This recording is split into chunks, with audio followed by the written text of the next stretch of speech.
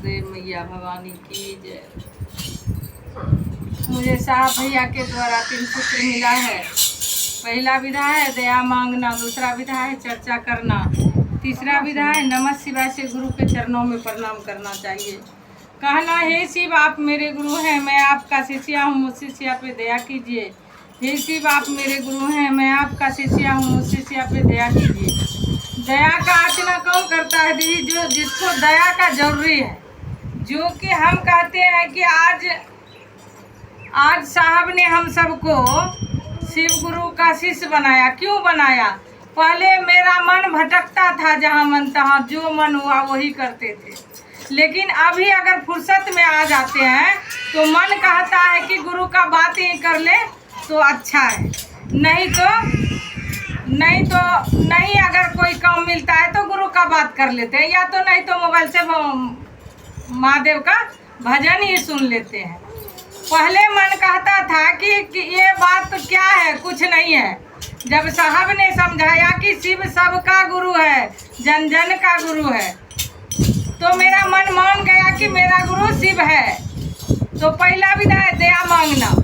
दया का याचना वही कर सकता है कि जिसे प्रेम है कि मेरा गुरु शिव है, तो उनसे प्रेम उतना ही करना चाहिए जितना आप अपने परिवार से करते हैं, अपने बाल बच्चे से करते हैं, अपने बेटे से करते हैं, अपने बेटी से करते हैं। उतना ही प्रेम होना चाहिए जगत गुरु शिव से। अगर हम कहते हैं कि आप और हम नहीं करेंगे उससे प्रेम, और हम कहेंगे कि हम शिव का शिष्य हैं, तो क्या हम अपना मन से तो कह सकते हैं, क्या गुरु स्वीकार करेगा? नहीं करेगा। हम और आपसे झूठ बोल सकते हैं कि हम ये करें, हम कर लिए, हम वो कर लिए, हम वो कर लिए, लेकिन जिस परमात्मा को हमने गुरु बनाए हैं उस परमात्मा क्या मान लेगा? वो तो सारे बात को जानता है, हम गलत है या सही है, सारे बात को जानता है। इसीलिए हम सब गुरु भाई गुरु बहन से कहते हैं कि जितना टाइम अपने बात को, अपने भजनों से गुरु को, हम ये नहीं कहते हैं कि भजन में भाव नहीं है। साहब ने कहा भजन में भाव उतना है कि जितना देर आपका राग चलता है, जितना देरी आप राग को लगा सकते हैं, उतने देरी आपका भगवान का भाव होगा। जैसे भजन खत्म होता है तो सांस नीचा होने के बाद भगवान का भाव खत्म हो जाता है।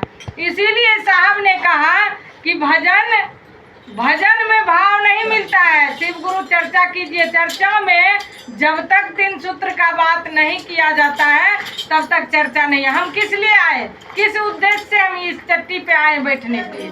यही सोच के ना कि हम जाते हैं शिव गुरु का बात करेंगे। घर में आए परिवार से बोल के, अपना पति से बोल के, अपना बेटा से बोल के, अपना बेटी से बोल के कि हम कहाँ जा रहे हैं, चर्चा में जा रहे हैं। अभी कोई कुछ कह दे कहाँ जा रहे हैं तो चर्चा में जा रहे हैं। करने आए कह के चर्चा में जा रहे हैं, किए क्या? कुछ नहीं किए। तो कुछ नहीं करना नहीं है दीदी। जब आए हैं, जो समय गमाए उससे कुछ न कुछ लीजिए, कुछ न कुछ कर लीजिए, ताकि हम सब जैसे साहब ने इतना बड़ा, जो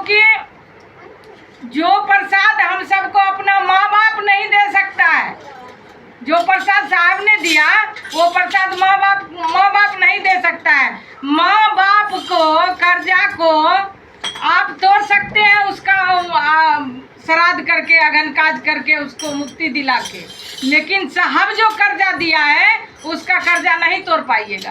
कैसे करिएगा, कैसे तोड़िएगा? तो साहब ने कहा कि ये 3 सूत्र करके, अगर 3 सूत्र कर लीजिएगा, जो मेरे 3 सूत्र का कर लीजिएगा, उसका कर्जा माफ हो सकता है। दक्षिणा में क्या मांगा साहब ने? कोई पूछा कि साहब आपको गुरु दक्षिणा में क्या चाहिए? तो साहब ने बोला गुरु तो है महादेव, हम थोड़ी है, हम तो डाकिया हैं, हम तो उसका संदेशा तुम्हारे पास आए पहुंचाने के लिए।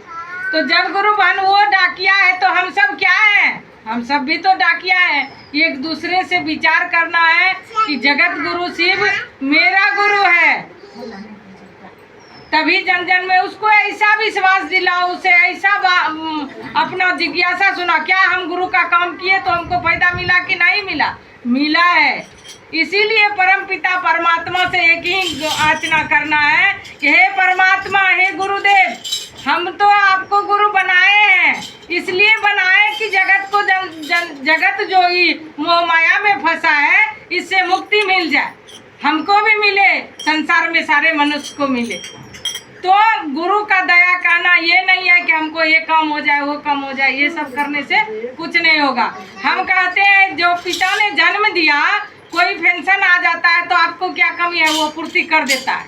जो कि मनुष्य है, ये 60 साल है या 2 साल है या 5 साल है या 100 वर्ष है, जितना वर्ष है यहीं के लिए है ना। लेकिन ये जो 84 लाख योनि जो भटकिएगा, उस 84 लाख योनि का परम पिता परमात्मा ये मेरा परम पिता है।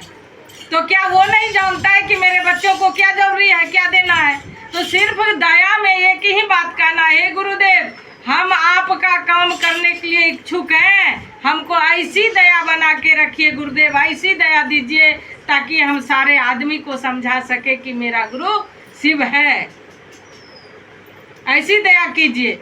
दूसरा विधा है चर्चा करना। चर्चा का महत्व क्या है? चर्चा का महत्व है कि एक दूसरे से विचार करो। विचार का मतलब है गुरु बहन, जब तक आपको याद नहीं रहेगा कि मेरा गुरु शिव है, तब तक क्या आप विचार कर पाइएगा? नहीं कर पाइएगा।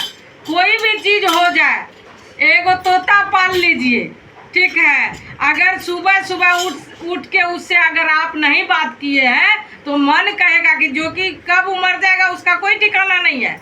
उसका बात उससे प्रेम है तो दौड़ को जाइएगा उससे प्रेम से पूछने के लिए कि तोता को पानी दिए, खाना दिए कि नहीं दिए।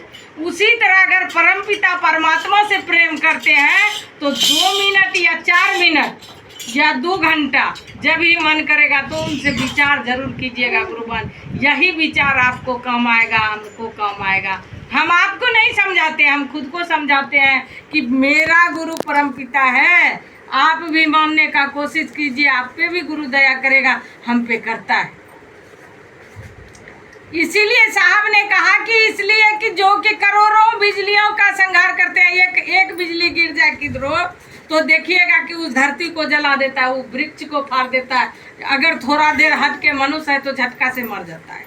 वो करोड़ों बिजलियों को संहार करने वाला उनका वस्त्र है। जिन गुरु को हम गुरु माने हैं, वो गुरु करोड़ों बिजलियों का संहार करके उनका वस्त्र बनाता है। इस संसार में अंधेरा से उजालों में कौन लाया हम सबको? वही परमपिता परमात्मा लाया, वही साहब ने हमको दिलाया, हम सबको अंधेरे से उजाले के ओर ले गया। कल एक बात कहते हैं, साहब ने कहा कि एक चट्टी पे बैठने से प्रेम बढ़ेगा। संसार में जब एक दूसरे से अलग रहते थे हम सब, तो साहब ने सोचा कि ऐसे नहीं होगा।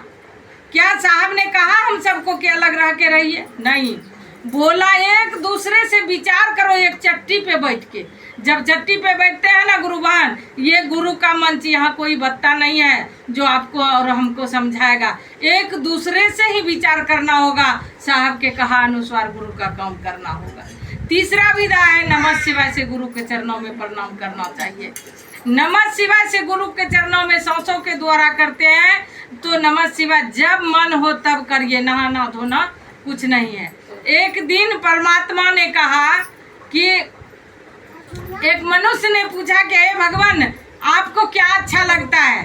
तो भगवान ने कहा कि देखिए, तीनों ने विचार किया, कलयुग, त्रेता युग या भगवान, तीनों ने विचार किया। बोला आपको क्या, पहले कलयुग से पूछा कि आपको क्या अच्छा लगता है? बोला हमको सुंदरता अच्छा लगता है। तो त्रेता युग से पूछा, बोला हमें सादगी अच्छा लगता है। भगवान से पूछा कि भगवान आपको क्या अच्छा लगता है, आप भी कुछ बताइए। तो भगवान ने कहा कि मुझे नहीं सुंदरता अच्छा लगता है, नहीं सादगी अच्छा लगता है, मुझे तो अंदर से जो सुंदर है वही अच्छा लगता है। तो नहाना धोना साहब ने कोई वर्णन नहीं किया है कि यही करना है तभी गुरु का काम करना है। वो सारे कष्टों से मुक्त कर दिया है आदमी को। जिस हाल में है उस हाल में आप नमः शिवाय का जाप कर सकते हैं। माला से कीजिए या सांसों के द्वारा कीजिए, यही गुरु का काम है। हर हर महादेव।